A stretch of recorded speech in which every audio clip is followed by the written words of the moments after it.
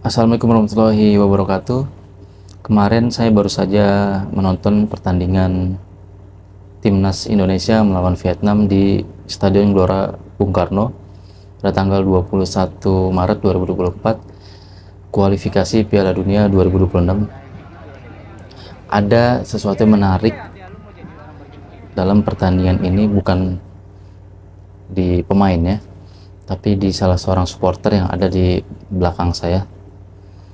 Sungguh ini akan menjadikan pesan atau motivasi buat kehidupan kita yang saya dapat daripada supporter yang terus berteriak di belakang saya.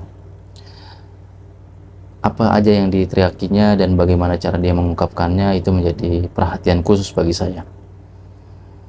Singkat cerita, saya masuk ke dalam stadion dan pertandingan pun segera dimulai, dan timnas Indonesia berada di sisi utara dan timnas Vietnam berada di sisi selatan, dan saya berada di sisi utara bersama supporter yang menjadi perhatian ini.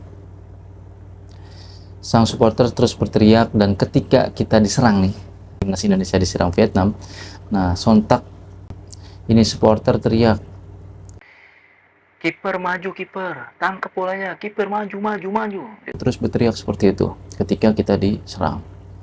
Fokusnya tidak hanya ke kiper, lalu dia juga sering menyebut back kita, "Rido, lihat belakang kamu, Rido, Rido, lihat belakang kamu.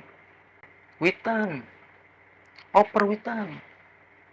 Yakob kosong, Yakob, Witan, oper Witan." Seperti itu berulang kali dia mengungkapkan isi hatinya untuk pemain yang sedang bisa dikatakan sedang berada di posisi yang mungkin dia bisa sampaikan. Tapi apa sih pesannya? Pesannya adalah ya mungkin dia teriak nggak bakal nyampe itu ke pemain, karena jarak kita tribun dengan pemain itu jaraknya sangat jauh, yang pertama. Yang kedua, gemuruh Stadion Gelora Bung Karno pastinya tidak akan bisa menyerap satu suara dari supporter yang teriak-teriak ini. Pelatih pun ketika berteriak atau menginstruksikan pemainnya di lapangan itu pun belum tentu terdengar, apalagi supporter di belakang saya mungkin jaraknya cukup jauh ke pemain. Tapi apa sih yang memotivasi supporter ini, satu orang ini yang terus berteriak? Secara logika nggak mungkin si pemain itu dengar, karena pemain berada di lapangan yang cukup jauh dari suara supporter ini.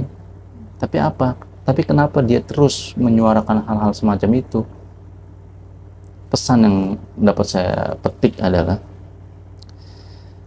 orang ini memberikan motivasi walaupun tidak nyampe, dia itu meluapkan isi hatinya terhadap ya orang yang dicintainya, terhadap tim kebanggaannya. Itu adalah luapan isi hati dia. Nggak peduli tuh orang dengar atau enggak, pemain kita dengar atau enggak, dan dia nggak peduli sekelilingnya. Yang dia peduli adalah dia mengungkapkan isi hatinya, dia melegakan isi hatinya. Ketika dia menyampaikan itu, hatinya pun akan tenang pastinya. Begitupun kehidupan. Jadi kita itu ketika fokus terhadap apa yang kita suka, apa yang kita cintai, pastinya kita akan fokus dan tidak peduli dengan sekeliling kita. Padahal di saat itu, di sisi lain pastinya banyak supporter yang tertawa. Ini orang kenapa ya teriak-teriakan yang gak bakal nyampe suaranya ke pemain, karena jaraknya jauh dan gemuruhnya Stadion Gelora Bung Karno saat itu. Tapi kenapa dia terus memotivasi? Dia terus berteriak, dan tidak 5-10 kali, bahkan bisa lebih daripada itu dia berteriak sepanjang 2 kali 45 menit. Artinya apa?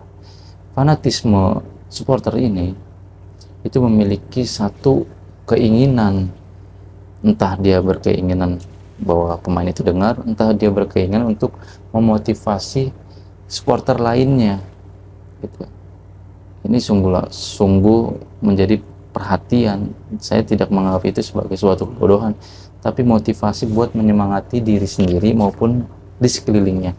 Nah, intinya adalah ambil hikmahnya adalah, jadi kita itu ketika kita tidak sampai kepada tujuan, tapi motivasi kita itu bisa nyampe di sekeliling kita ataupun diri kita sendiri. Ketika kita cinta terhadap sesuatu dan rasa cinta itu menular atau menggema di sekeliling kita, itu juga udah cukup menyenangkan hati kita. Itu sih yang saya petik dari apa yang terjadi dari supporter ini yang terus berteriak. Demikian, wassalamualaikum warahmatullahi wabarakatuh.